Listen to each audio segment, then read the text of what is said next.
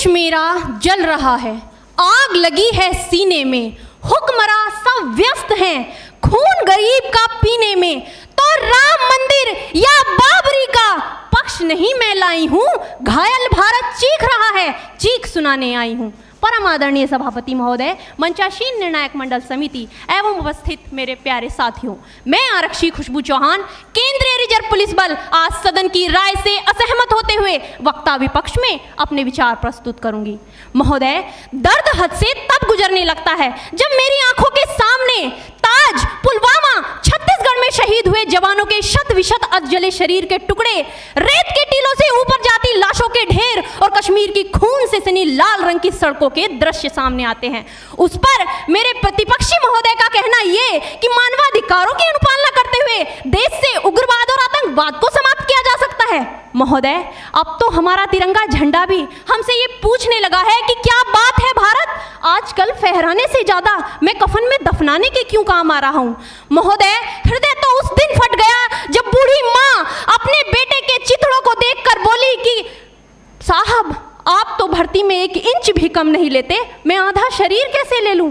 महोदय, आज इन मानवाधिकारों के कारण इन आतंकियों के बंगलों की आकाओं की नाकफनी हंसती है और शहीद हुए हमारे जवानों के आंगन की तुलसी रोती है। जब एक शहीद हुए जवान की विधवा की वेदना चीख चीख कर ये कहती है कि प्यार भी भरपूर गया, मांग का सिंदूर गया, नन्हे नौनिहालों की लंगोटियां चली गई, छोटी छोटी बेटियों की चोटियां चली गई और आपके लिए तो एक आदमी मरा है साहब, मेरे घर की तो रोटियां ही चली गई।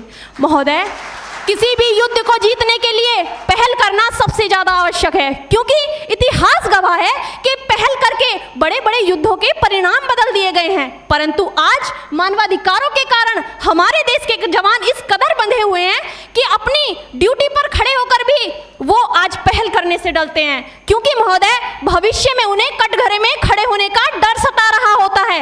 वो ये जानते हैं कि चाहे एक उग्रवादी की राइफल से निकलने वाली गोली को ये तय करना पड़े या ना पड़े कि वो किसे लगेगी, लेकिन हमारी राइफल से निकलने वाली हर गोली को ये निर्णय लेना पड़ता है कि चाहे वो किसी निर्दोष को लगे, दोषी को लगे या ना लगे, परंतु किसी निर्दोष को नहीं लगनी चाहिए। यदि ऐसा हुआ तो ना तो ये समाज हमें छोड़ेगा, ना ही तिल का ताड़ बनाने वाली ये मीडिया हमें छोड़ेगी। और महोदय, मानवाधिकार के तले किसी जवान को दबाकर युद्ध के मैदान में छोड़ देना कोई वीरता नहीं, एक आत्महत्या है।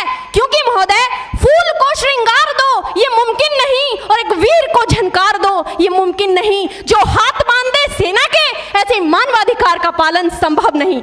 महोदय, आज सत्यनिष्ठा के मार्ग पर चलते हुए भी हमारे देश का जवान इन आतंकवादियों, इन पत्थरबाजों से डरता है, क्योंकि वो जानता है कि उसकी राइफल से निकलने वाली गोली अगर टारगेट को हिट नहीं भी करेगी तो भी 400 मीटर तक जाएगी, और यदि इस बीच वो किसी निर्दोष को लग गई तो महोदय, हमें अपनी नौकरी से हाथ तक धोना पड़ सकता है।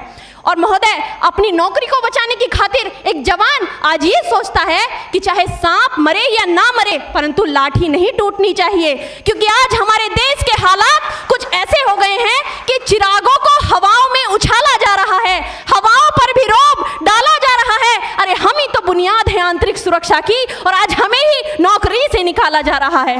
महोदय, जब पुलवामा में 44 जवान शहीद हुए, छत्तीसगढ़ में 76 जवान शहीद हुए, तो कोई भी मानवाधिकार की दुहाई देने वाला हमारे पक्ष में आकर खड़ा नहीं हुआ।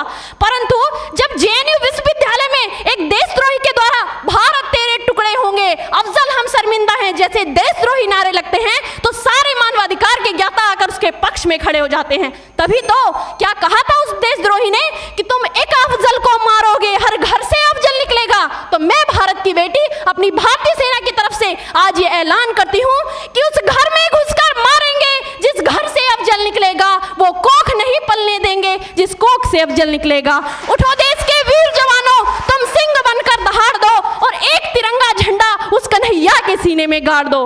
महोदय, अंत में अपनी वाणी को विराम की ओर ले जाते हुए मैं सिर्फ इतना ही कहना चाहूंगी कि मुझे अफसोस है अपने देश की न्यायिक प्रक्रिया पर, जहां आज भी रात के 12 बजे अजमल कसाब जैसे आतंकी के लिए सर्वोच्च न्यायालय के दरवाजे खोल दिए जाते हैं। ऐसे देश से मानवाधिकारों की अनुपालना करते हुए आतंकवाद और उग्रवाद से कभी नहीं निपटा जा सकता। मानवाधिकार के नाम की दुहाइयां देने वालों, सीमा पर लड़ा नहीं जाता चरखों से शोलों के आगे, रामायण पढ़ी नहीं जाती सीमा पर गोलों के आगे। धरती के घोर कुहासे को एक सूरज ही हर सकता है, क्योंकि एटम बम से रक्षा के केवल एटम बम ही कर सकता है। जय हिंद, जय भारत।